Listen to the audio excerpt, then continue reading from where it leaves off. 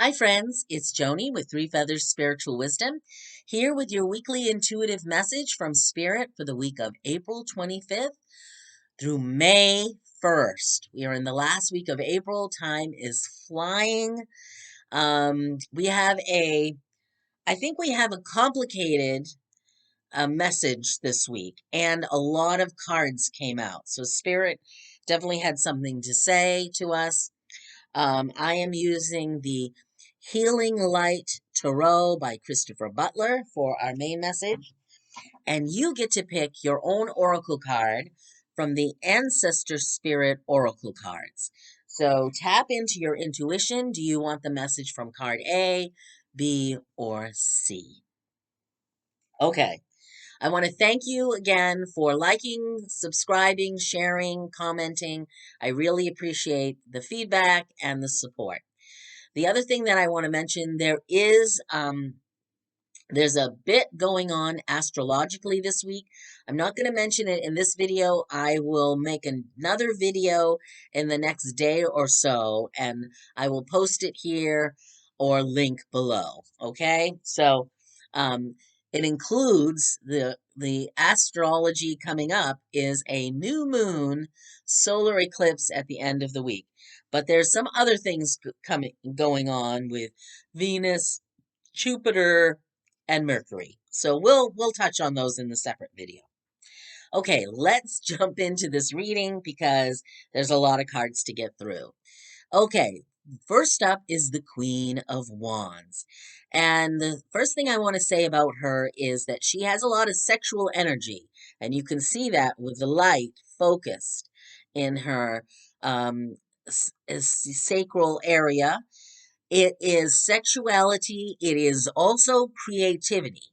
It's like giving birth to something, using that energy to give birth to an idea, give birth to, it could be give birth to a child, but it can also be giving birth to a creative endeavor, a project, a new job, a new relationship, even because of the sexuality here. The other thing is the Queen of Wands wears her heart on the sleeve. So she's about expressing herself emotionally, which can also be done creatively. So I might be, what are you doing to express yourself creatively? Or just plain express yourself? Is there a need for some sort of expression? The next card that came out is another deeply feminine card. It is the Empress. She gives birth too. She gives birth to potential. She's fertile.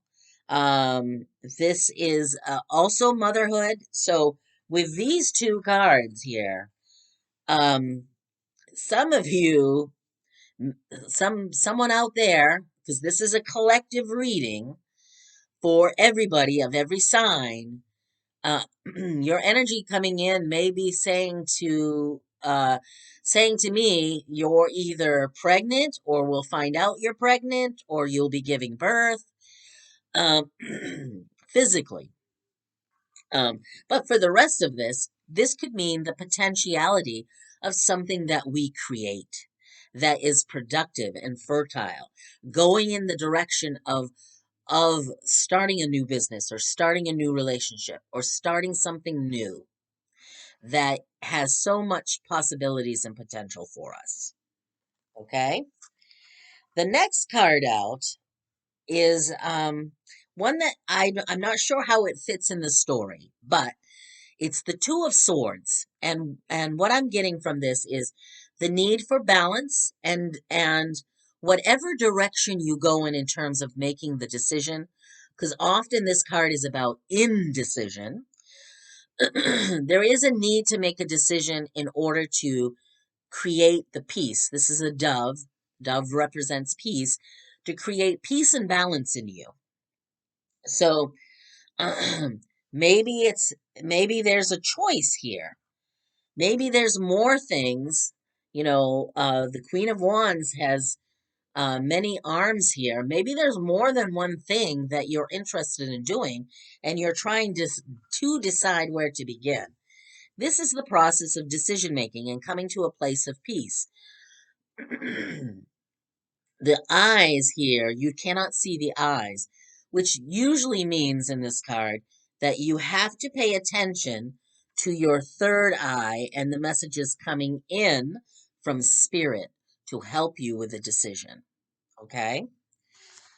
The next card out was the Ace of Swords.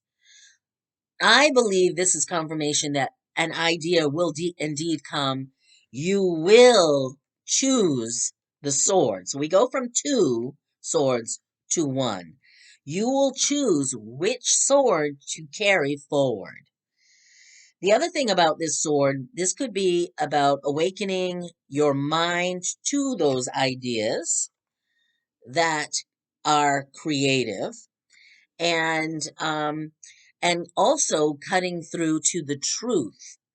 You know, in that self-expression that I mentioned earlier with the Queen of Wands, maybe this is also that you will cut through to what is true for you and expressing that truth. There's so many things that this Ace of Swords could mean. Take whichever one resonates with you. All I know is this is a powerful gift, and it is again a fresh start, a new beginning. The next card, there's 2 more cards to talk about. The next card that came out was the Page of Pentacles. This also signals a new beginning because pages are young, they're immature, they're the beginning. Pages also give us messages. And so this could be, again, a message of this possibility or whatever project that you're working on. This could be about the learning process that you need to take in order to accomplish that new direction that you choose, or that new project, or that new relationship. So this is the Page of Pentacles is basically saying it's time to grow, it's time to learn, and it's time to it's a new time, and it could also mean that new resources come your way, or new people with resources or ways to help you come your way. So look for the message again, a message of potential. And then the last card that came out was, again, another interesting one. It's the Seven of Pentacles. And to me, this message is about things are not ready to harvest yet. And you may think that that the harvest is not as big as you had hoped it would be. All the work that you've done and put into a project or something may seem like it failed, but you didn't fail. There is still potential here. And that's what I'm getting from these earlier cards. The Queen of Wands, the Empress, and even the Ace of Swords. There's still something here to look at.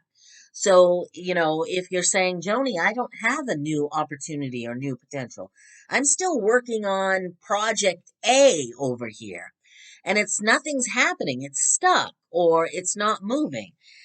These cards here, especially maybe making some sort of decision to help things move, and the message that the page will bring, and the fact that you're getting a gift that is about the way to think, may make you think differently about what you see is stuck or what you are waiting on to harvest. That's where I'm going with this. It's a complicated message. I'm not sure that I will have I've started using a little quippy phrase to introduce each video, and I'm not quite sure what the quippy phrase is here. There's so much potentiality, and it is what you are giving birth to. But at the same time, it's also about how you are seeing it in your mind and your perspective on things. And that you may have to balance things here with the 2 of Swords. You may have to look at something in a new way, cut through some lies, cut through some misinformation, and get to the truth. And, wait for some other message. Maybe there's another message coming your way in some other way to see this in a different way, to see there's still potential here. You didn't fail. We don't fail. We learn. Oh, that might be the phrase. We don't fail, we learn. I'm going to have to write that down because I'll forget it. So I hope that helps. I really do. It was when all those cards came out, I thought, oh my goodness, this is going to be complicated. Okay, are you ready for your own message? Did you choose A, B, or C? If you chose A, this is what you got. Tune in and connect. This is the Aboriginal Indigenous Australian, and the words at the bottom say nonverbal communication, intuition, and messages. Just what we were talking about. You may be getting a message. Now, one of the key things about this is look at how he's in the desert and look at the stars. He is in a quiet, dark place. The noise pollution and the light pollution are very far away. And so what this is telling me is you need to quiet things down that's distracting you in your life in order to tune in and receive a message. So turn off the TV, turn off the devices, maybe sit down in quiet and listen. All right. Listen and be receptive. The universe has something to say to you. And as long as you quiet the noise and the distractions, you may be able to hear it. For those of you who picked B, you need to begin writing. Again, goes back to the message, creative self-expression or an expression in some way. Now it says underneath, create, express, inspire. The main message that I'm getting from this is it doesn't matter what it is that you write as long as you start writing.